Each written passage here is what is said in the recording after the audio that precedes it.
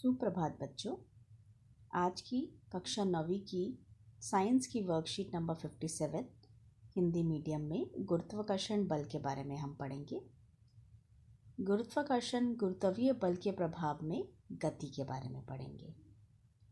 तो ज्ञान से पूछती हैं जिज्ञासा दीदी, क्या तुम बता सकते हो कि यदि मैं निर्वात में समान आकार की एक लोहे की और एक प्लास्टिक की गेंद को समान ऊंचाई से एक साथ गिराती हूँ तो कौन सी गेंद धरती पर पहले गिरेगी?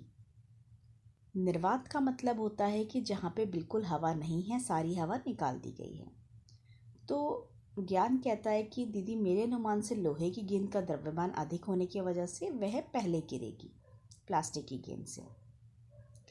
मगर हमने पहले ही बता दिया कि निर्वात का मतलब है, जिज्ञासा दीदी ने कहा, कि जिसमें हवा बिल्कुल नहीं है। तो पृथ्वी प्रत्येक वस्तु को गुरुत्वाकर्षण बल से खींचती है, जिससे गुरुत्वीय त्वरण उत्पन्न होता है, यानी कि स्मॉल जी। और ये स्मॉल जी का ये वस्तु के द्रव्यमान पे निर्भर नहीं करता। ये हमें बहुत ज़रूरी ध्यान रखना है कि गुरुत्वीय त्वरण वस्तु के द्रव्यमान पे निर्भर नहीं करता। इसीलिए निर्वात में दोनों ही गेंदें एक ही दर से नीचे गिरेंगी। तो चाहे कोई भी चीज़ की बनी हो, एक ही टाइप पे गिरेगी।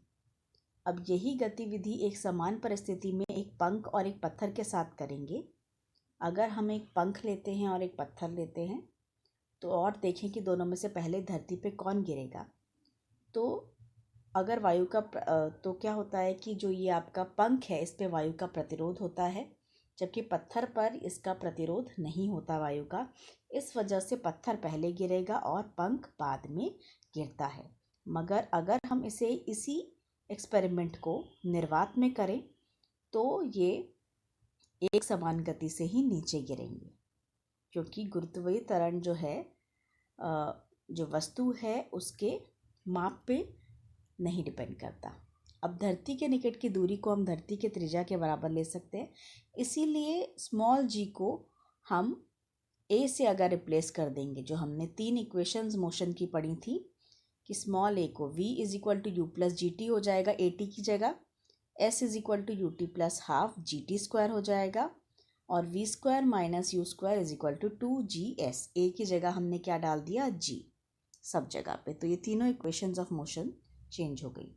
अब जब भी पत्थर को ऊपर की तरफ उछाला जाता है तब g को माइनस लिया जाता है, माइनस g लेंगे, क्योंकि यह पत्थर की प्रति गुरुत्वाकर्षण बल की प्लस g, क्योंकि तब पत्थर जो है वो गुरुत्व बल की दिशा की तरफ गिरता है। जब दिशा के विपरीत में जाएगा तो हम उसको माइनस में लेंगे, और जब दिशा के समान में रहता है, उसी दिशा में गिरता है जिस दिशा में गुरुत्वाकर्षण बल है, तो उसको हम प्लस जी लेते हैं। ये आपको बात बहुत ध्यान में रखनी है, क्योंकि जब आप न्यूमेरिकल सॉल्व करेंगे, इसके प्रश्न सॉल्व करेंगे, तब आपको ये पता होना चाहिए।